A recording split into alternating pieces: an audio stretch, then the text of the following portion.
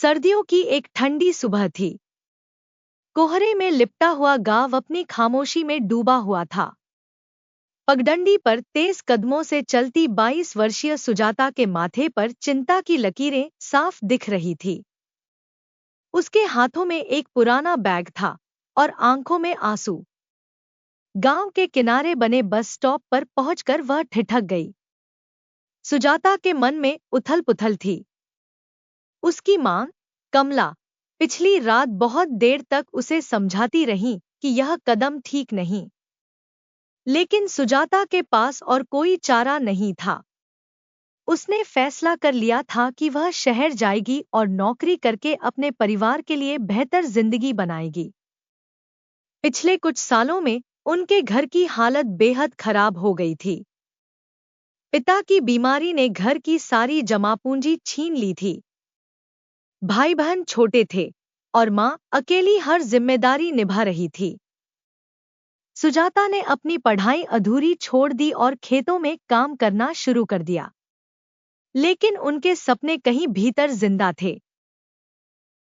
बस आने में अभी वक्त था।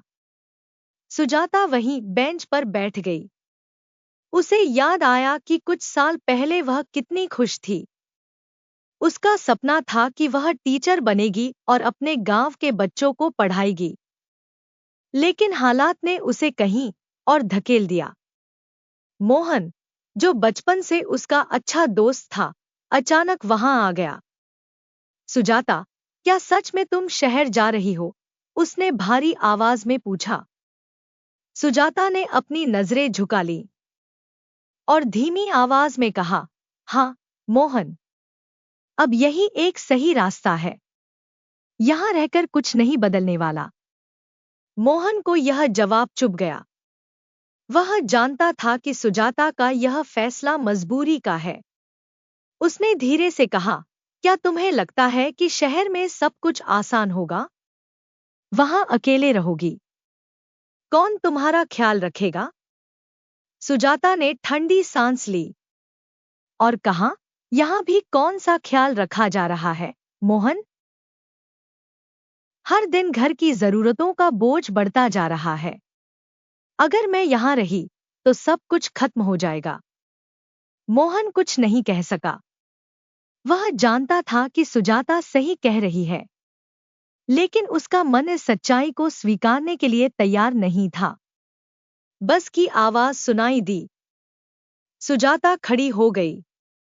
उसने अपने आंसू छुपाते हुए कहा, मोहन, माँ का ख्याल रखना। मैं हर महीने पैसे भेजूंगी। मोहन ने कागज का एक छोटा सा टुकड़ा उसकी ओर बढ़ाया। यह मेरी तरफ से आखिरी बात है। जब भी अकेली महसूस करो, इसे पढ़ लेना। सुजाता ने वह कागज लिया और अपने बैग में रख लिया। उसने बिना मोहन की तरफ देखे बस में कदम रखा। बस धीरे धीरे गांव की सीमा से बाहर निकल गई। शहर की चकाचौंध भरी दुनिया में सुजाता ने खुद को झोंक दिया। दिन रात काम किया, लेकिन उसकी जिंदगी में अकेलापन बढ़ता गया। एक दिन काम से लौटते वक्त उसने मोहन का दिया हुआ कागज निकाला। उस पर लिखा था, सपने पूरे करने के लिए बिछड़ना जरूरी हो सकता है, लेकिन अगर कभी वापस आने का मन करे तो मैं वहीं खड़ा मिलूंगा जहां तुमने छोड़ा था। इस कागज में लिखे शब्द को पढ़कर सुजाता का दिल भर आया। लेकिन वह जानती थी कि अब वापस लौटना संभव नहीं। गांव में मोहन हर सुबह पगडंडी पर टहलता और उस रास्ते की ओर देखता जहां से सुजाता गई थी। सालों बीत गए, पर सुजाता कभी वापस नहीं लौटी। उसके भेजे हुए पैसे से घर की हालत सुधर गई, भाई बहन पढ़ाई पूरी कर गए। लेकिन सुजाता का जीवन खालीपन से भरा रहा। उसकी कुर्बानी ने परिवार को संवार दिया, पर उसके दिल का दर्द कभी कम नहीं हुआ। एक दिन मोहन ने सुना कि शहर में एक दुर्घटना में सुजाता की मौत हो गई। वह टूट गया। उसकी आंखों में आंसू थे और दिल में सवाल, क्या सपनों का पीछा करते करते इंसान अपना सब कुछ खो देता है? पगडंडी पर आज भी सुजाता के कदमों की गूंज सुनाई देती है। मोहन अब भी वहीं खड़ा रहता है, उम्मीदों के साथ कि सुजाता लौट आएगी। दोस्तों, जब मैं इस कहानी को लिख रही थी, मेरे आंखों में आंसू आ गए। मुझे उम्मीद है इस कहानी ने आपके दिल को भी जरूर छुआ होगा।